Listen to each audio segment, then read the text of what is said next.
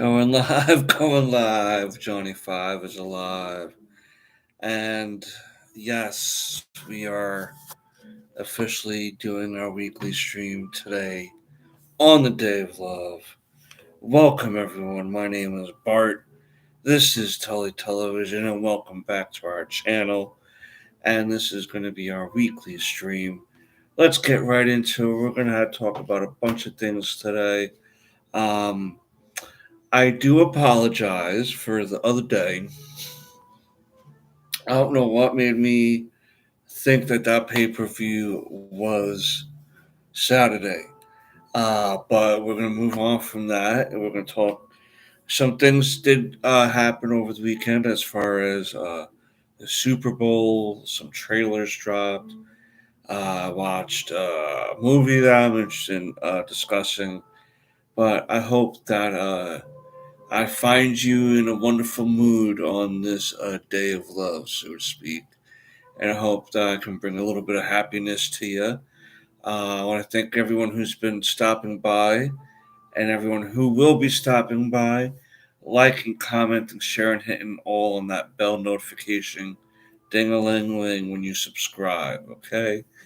Only through all those interactions will our channel grow to the heights that we want it to grow.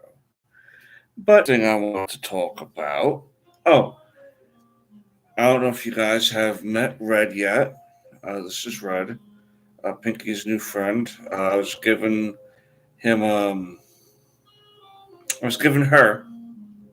Sorry, I was given her by Chrissy as a Valentine's Day gift. One of them. So she wants to say hello again. So hello to Red. She's going to be hanging around for tonight. I'm trying to find Pinky so they can meet and enjoy each other's company, so to speak. I was hoping to bring Red some Valentine's Day love from Pink, but hey, I digress. Yeah, all right. So I'll talk about the Super Bowl that happened yesterday. Um, so the Super Bowl is when they take a big bowl and they just try to make the like this bomb ass nachos. No, not really. Obviously, well, maybe not obviously. There's some out there, but the Super Bowl is the championship game of the National Football League here in the United States, and the top two teams face each other to see who the ultimate champion is. And this year it was the Los Angeles Rams and the Cincinnati Bengals. And I will say this was one of the more entertaining Super Bowls I had watched in a while because it was pretty darn close. The score ended up being 23-20. I just had a funny thought in my head, that's all. And the MVP of the Super Bowl was Cooper Cup, who's a wide receiver. And that quarterback for Cincinnati, Joe Burrows, he's a pretty good quarterback, man. I see a lot of potential for him. And yeah, the Rams, man. Sam Bradford finally wins a ring, and Odell Beckham on the team. I haven't watched football in a while, so I was really unsure on who was on whose team and what have you to that degree. So I did watch some pre-show things about how the playoffs turned out and everything, and how we got to where we got with the Super Bowl last night at the time of this recording. um, but yeah, I thought that the two teams did really well. Again, it came down to within a field goal, and I would have liked to have Sam Bradford be the MVP, but again, I digress. I don't really, again, haven't watched football in like 2 or 3 years to that degree.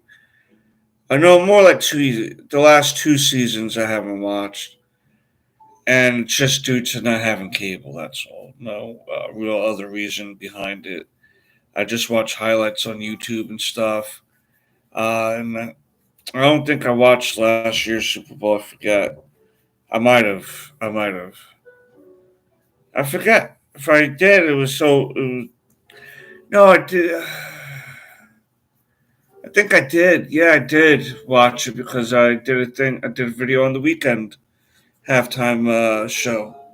So I must have had to watch at some point. I just forget. It must have been that unmemorable of the Super Bowl. Yeah, 23-20. Your Los Angeles Rams are your Super Bowl champions of the NFL. Um, some interesting trailers for upcoming Marvel and DC movies came out last night, and I'm going to go over my two favorite ones. The ones I'm really looking forward to. One was Doctor Strange and the Multiverse of Madness, and we had got some new footage of that. We see basically Scarlet Witch in one of her variants, two to three different variants of Doctor Strange. We see America Chavez being held captive by, I think, the bands of Sidorak. We see Zombie Strange. We see, I think we even seen Zombie Scarlet Witch at one point. And I think there was two spots that aired last night. And because a friend of mine and I were talking about the Doctor Strange trailer earlier today.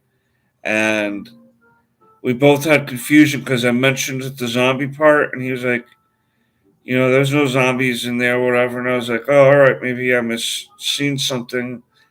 And it wound up that there's two spots, and the spot I seen had the zombies in it, and the spot he's seen didn't. So that was pretty funny between the two of us.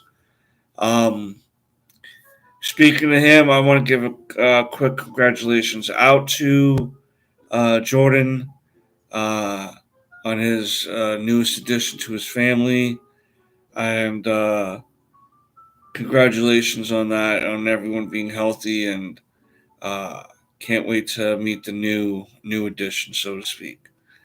Um, Yay!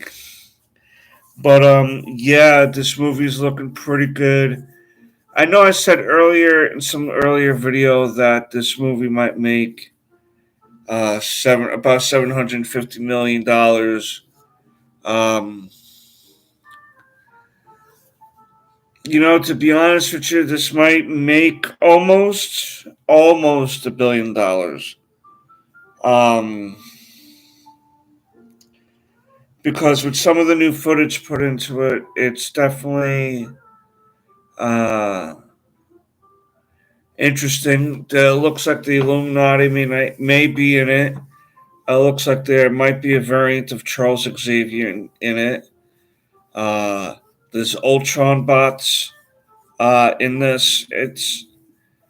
I never really thought about Baron Moto being a variant, but he might be a variant from. There's so much going on that this is really going to blow the lid off of so many things the Marvel universe can do as far as story wise is concerned, especially with the Secret War show coming up.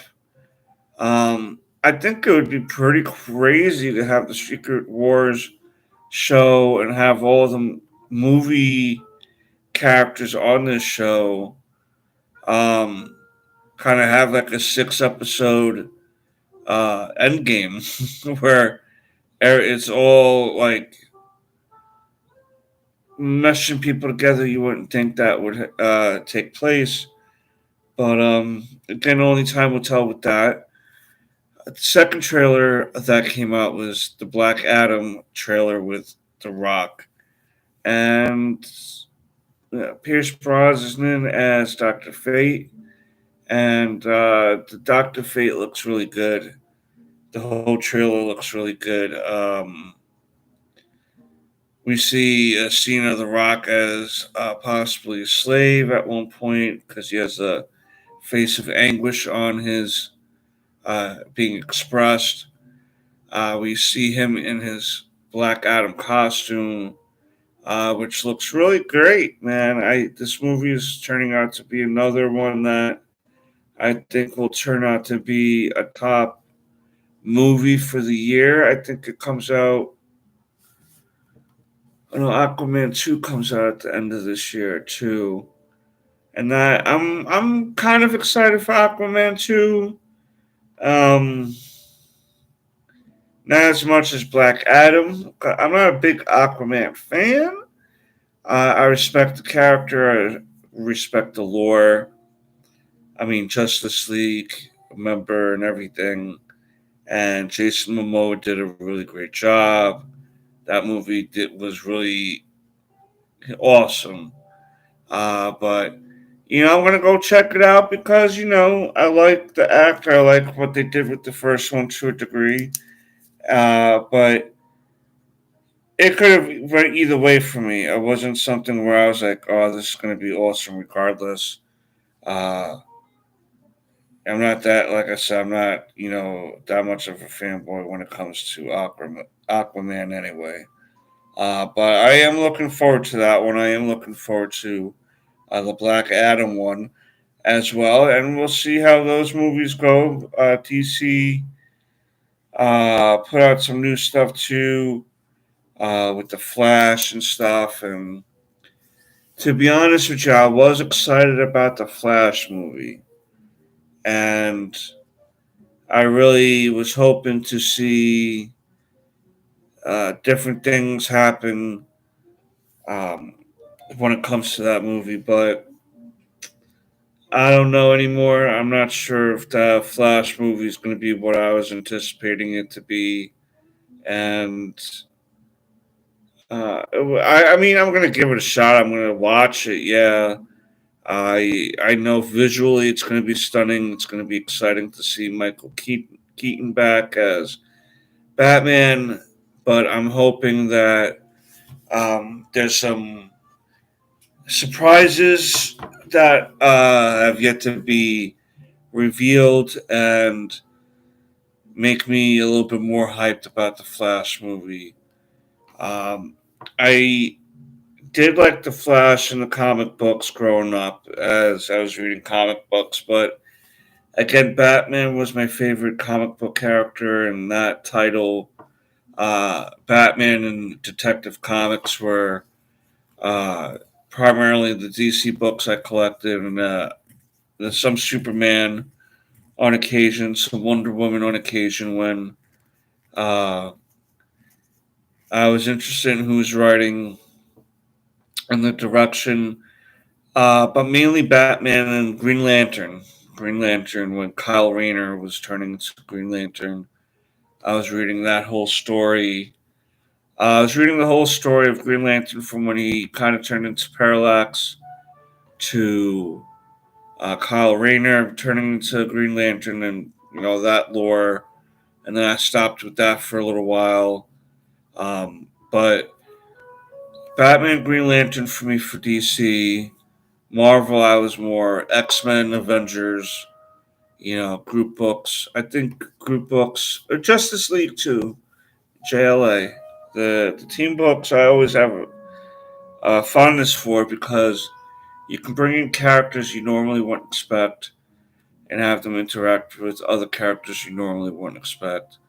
And that's why like Thunderbolts is such a great concept, even still to this day, as a comic book series, because you can have heroes teaming up with these ex criminals or blatant criminals, but only working this mission to take time off their sentence. The how can you trust somebody?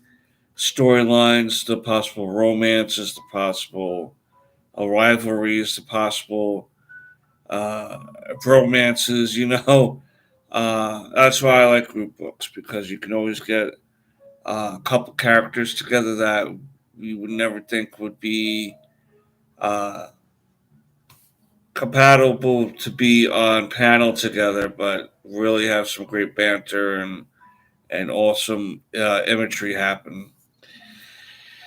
I'm trying to think what else. The Illuminati, that possible Illuminati scene in Doctor Strange, seems to definitely have Professor Xavier in it. Seems like it. Seemed like that was his voice. They're talking about John Krasinski as variant Reed Richards, which that would be disappointing if he's not the main Reed Richards. There's still a chance for that to happen. Maybe this is their way of saying, let's see how it goes.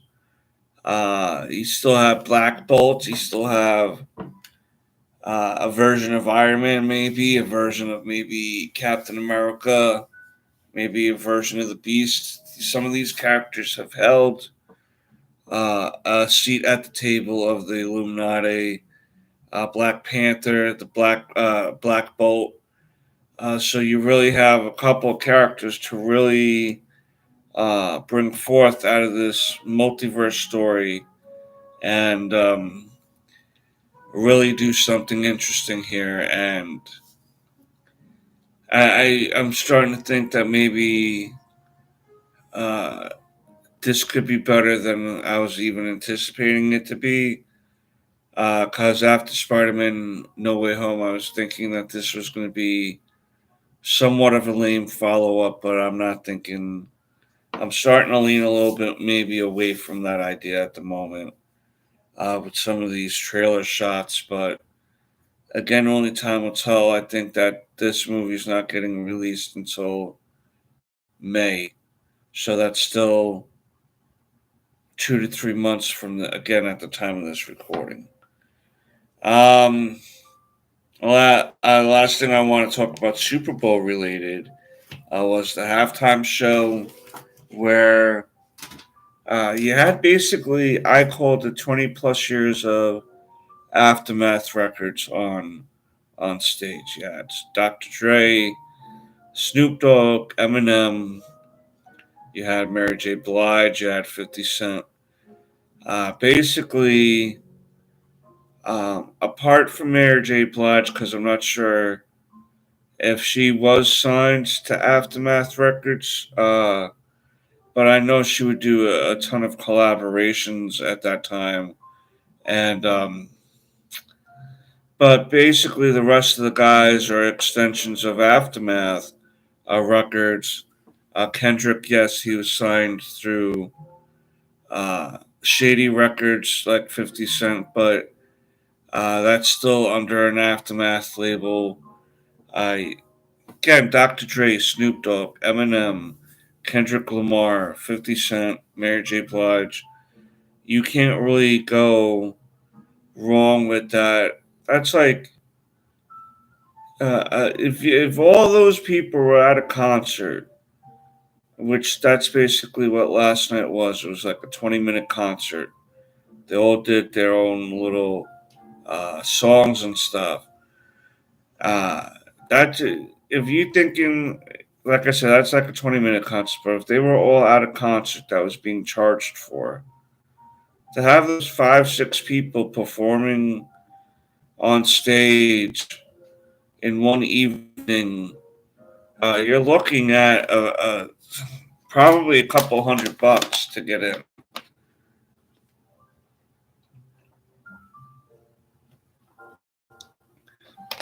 This is probably why they don't do super tour concerts like that, because to have 5 or 6 people, and first of all, the timing would be incredibly difficult to navigate.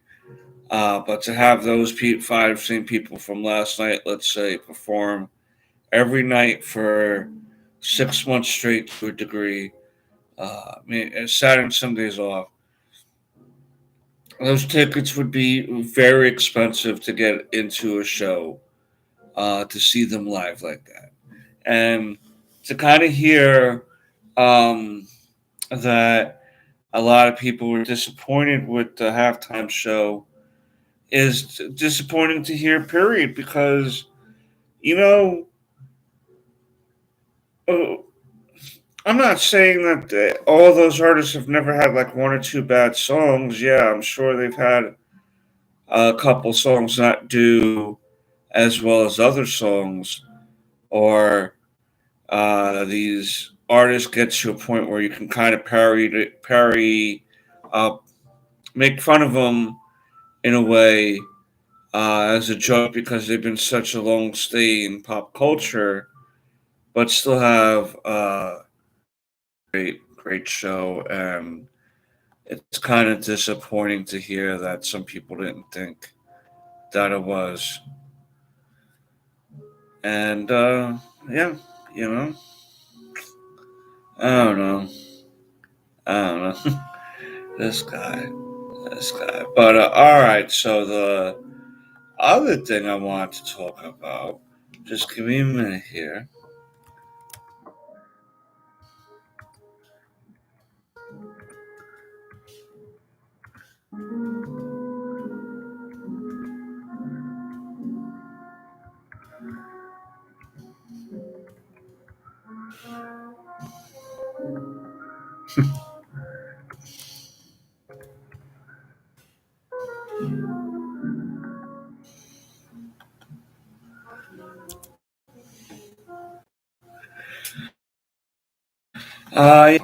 Sorry, I just had to send a message there.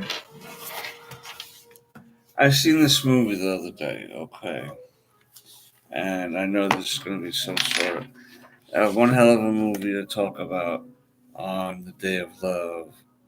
Um, but this movie was pretty wild to watch to a degree because it really it's amazing how even back then, because this is based off of a true story, supposedly, um, that even back then, this subject was pretty decisive. So I watched a movie called The Duel. All right, and it was directed by Ridley Scott. Cost $100 million to make. Stars Matt Damon as Sir Jean de Courageous, Adam Driver as Jacques Lagrille, Ben Affleck as Count Pierre Diancon, Jodie Comermere as Marguerite de Carros, Harriet Walter as Nicole de Barkhard, which is Matt Damon's mother. Basically, basically, this movie, The Duel, is told in three different parts, and it's told. Each part is told from the perspective of the three main characters: Matt Damon, Adam Driver, and Jodie Comer. Matt Damon's character, Jean, is married to Marguerite. Ca- um, Jacques, Jacques and John were war buddies. They come back and they start working for Count Pierre. Count Pierre uh, promotes Jacques to debt collector. Um, he kind of, needs to collect debt from Matt Damon's character. Matt Damon's character winds up marrying into a trader's family for money and the piece of land that he was um, promised in the daughter's dowry. Because back in the day, when you married off your daughter, you gave like a piece of property or something like that. And the property that Matt Damon was promised went to Adam Driver's character, and it just the between Jacques and Sean, the relationship deteriorates into beyond anything that they can reconcile. And at one point, when Jean is taking place in Normandy in the 1300s, um, a shock comes to Jean's home and uh, has relations with the wife. Jacques says it's consensual, the wife says it's not, that he raped her. The big R. Okay. And um, in order to prove either way who is telling the truth, Jean um, wanted a duel with Jacques, and and God would say who was the winner by allowing whoever to win. Yeah, I know a weird way of looking at it back then, but yeah. For whoever's cause was righteous, that's who God will let win the duel. And the whole marriage of Matt Damon's character, Jean and Marguerite, they were trying to conceive a child, but after Jacques had come and supposedly attacked her, um, she had become pregnant. And they thought at the time that the only way a woman can conceive is if she enjoyed the sexual encounter, and that was the way of determining on whether she was raped or not, uh, whether she enjoyed the encounter or not. Um, when this subject comes up throughout the community, Marguerite loses her friends from her again from everyone's perspective. They look like they're the victim, and they're in the right, and it shows different things like like at one point in the movie, the Marguerite was gossiping with the other wives, and she happened to mention that Jacques was handsome. Adam Driver's character, even though she was married to Matt Damon's character, she admitted that yes, he's a handsome fellow. But that leads into the thing of just because a woman can find a man handsome or attractive doesn't mean that when he's attempting to have relations with her and she says no, she may have found him initially attractive in the first place. So it's interesting to see that aspect play out like it does today. It's interesting to see uh, Jean like question her, "Are you sure? Are you sure? Did you send him any messages? Were you trying to entice him?" And um, because again, we're supposed to believe people who are attacked that way.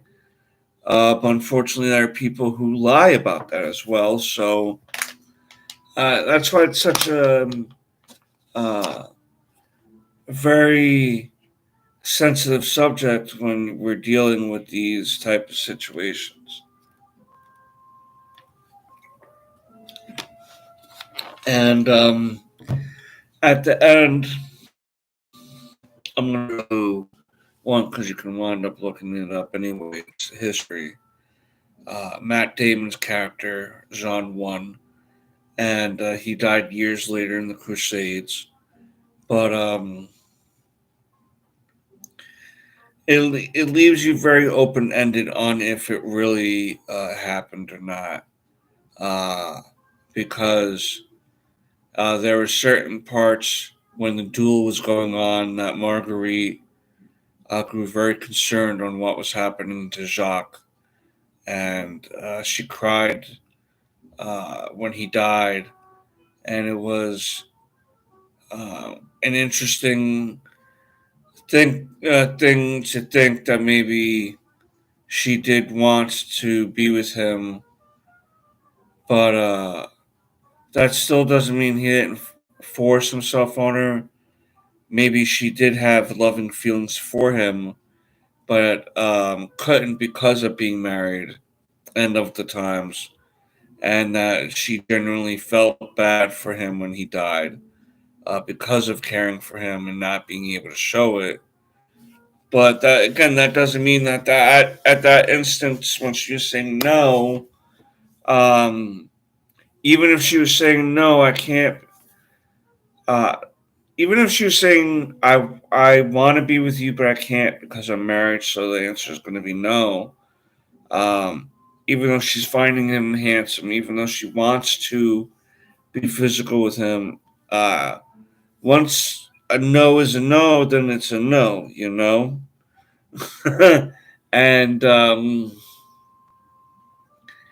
I think that's could have been a possibility, or it could have just been that he thought that that's what it was, and he still acted on it, and caused him to lose his life, and because he couldn't control his urges, so to speak, at the end of the day, and it gets pretty crazy. It gets pretty crazy when it comes to thinking about something like that. Knocking over stuff. I was trying to be quiet about what I was doing, but no. The movie was about 2.5 hours, just under 2.5 hours. Uh, but how they do it is they start the movie from Matt Damon's perspective, and then up until the incident, and then they restart it from Adam Driver's perspective until the incident, and then they go back from to the beginning of the movie until they show Marguerite's perspective until the incident, and then they show court in front of the king, and then they have the duel. So it's a little under 2.5 hours. It didn't do too well in the theaters. Uh, I don't know if it's going to win any awards or anything like that.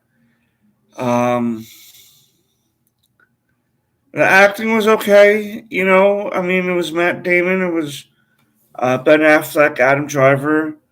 The woman herself even did a good job. They did a good job. It was a good cast. Good cast. Good director. Um, Big Gladiator fan myself. So and I'm sure Ridley Scott's done other movies too, but none that I can remember offhand. But yeah, good cast, good crew. Um, for me, the only, uh, I mean, the duel itself was pretty vicious, man. That I mean, they really went all out when it came to that duel. It was pretty vicious. So if you like seeing stuff like that, that type of stuff, then definitely watch this movie. If you like medieval things, medieval themed or timed stuff, you will like this movie. Again, interesting perspectives, interesting points of view. Um, at the end of the day, again, if it's a no, it's a no. That's just really how it goes. But yeah, definitely a movie worth watching. I would give this movie a 7. Uh, I give it a 7 because of the length, and sometimes it did drag. Yeah, it dragged on a little bit. It was the timing. It felt a little draggy sometimes, but I don't know. I'm not going to say they handled or approached the situation in making the movie correctly or not. but I think that uh, I like the different perspectives of that part of the movie because you know